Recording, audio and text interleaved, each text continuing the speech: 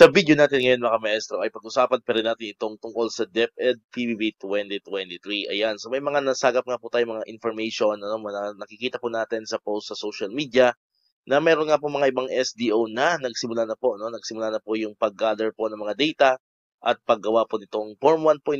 Ayan, so alam naman po natin, naipaliwanag ko po sa mga nakaraang video po natin.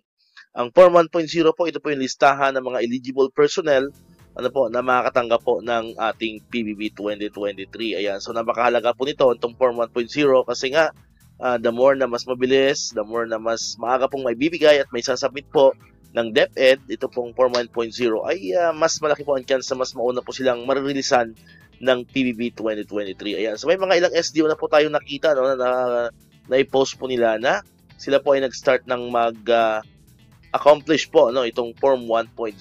Ayan. So sa mga ibang SDO po kung mayroon pa diyan na nagsimula na rin, pwede niyo pong i-comment diyan sa comment section po natin kung may nanonood po sa ating mga personnel in charge sa paggawa ng kanilang mga Form 1.0. Pwede niyo rin pong i-comment sa comment section po natin para the next video po natin ay maisasama rin po natin mga kamaestro. Ayan. So unahin po natin tong nagmula po sa Region 10, sa Northern Mindanao. Ayan, so nagpalabas na po ng Division Memorandum, ang Schools Division of Misamis Oriental, mga kamaestro, nitong October 10, 2025. Ayan, so nakalagay po dyan ay Submission of Fiscal Year 2023 Performance-Based Bonus or PBB Form 1.0. Ayan, so mayroon na pong memorandum, ibig sabihin, ipinag-utos na po ng kanilang SDS ang pag-accomplish po nitong kanilang Form 1.0 at ang due date po niyan ay on or before October 14. Ayan, so mas maaga po sa binigay na due date po or deadline po ng DBM. Mga kamestro, kasi po ang binigay po nilang due date ay October 20. Kung hindi po tayo nagkakamali mga kamestro. So ito pong SDO Misamis Oriental ay mas inagahan pa po nila. So ito po ay October 14. Ibig sabihin po ngayong darating na Martes. Ayan, so dapat po ngayong darating na Martes ay tapos na po itong kanilang Form 1.0. Ayan, so kailangan po mayroong PDF copy and syempre yung editable Excel file with the same form. Ayan, so good news po, good news po sa mga SDO Misamis Oriental. Ayan, so ito po, ito po yung kabuuhan po ng kanilang DepEd Memorandum. Ayan, at ang sumunod naman po, ayan, ito po, meron pa tayo ditong nakita. Ito naman po ay galing sa DepEd or sa SDO Camarines Sur. Ayan, sa akin pong hometown. Ayan, sa mga kababayan ko dyan sa Camarines Sur. Ayan, so Maraynal daw po sa Indugabos. Ayan, yan po ang sakuyang hometown. Diyan po ako binundag sa Camarines Sur, particularly po sa Banwaan, Calabanga. Ayan, so Diyos Maraynal daw po sa Indo. Congratulations po. Maagap ang sa Indong SDO. Ayan, igwa na po kamuning.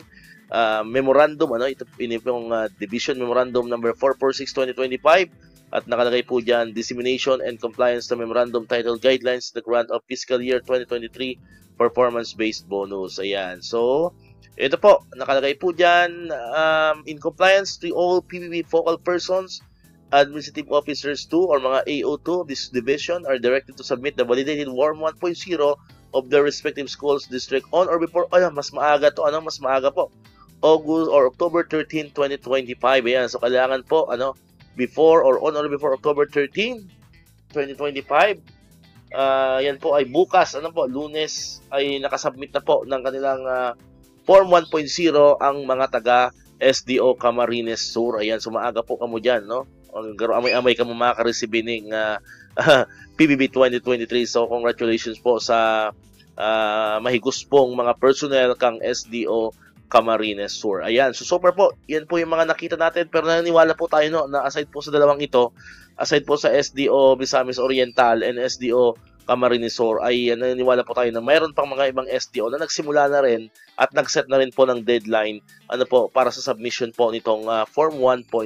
So sabi ko nga kanina, kung may nanonood po diyan na taga SDO, mga SDO personnel in charge, especially po yung mga AO2, kung may mga subscriber po tayo, follower ng mga AO2 dyan, ayan, pwede po kayo mag-comment yun sa comment section po natin kung kayo ba ay nagsimula na rin po sa inyong mga SDO, kung nagsimula na rin po bang mag-ayos nitong PBB 2023 Form 1.0.